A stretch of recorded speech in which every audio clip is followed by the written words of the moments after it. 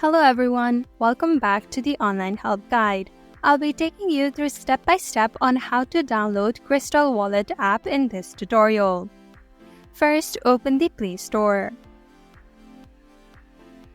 At the search bar on the top, type in Krystal Wallet app. This is the app that we will be downloading. Tap on Install icon. Now let it download. After the installation is complete, tap on Open. Now you can either log in with the email and password that you signed in by tapping on Add Existing Wallet or create a new account by following the instructions. And this is the process for logging into your Krystal Wallet app.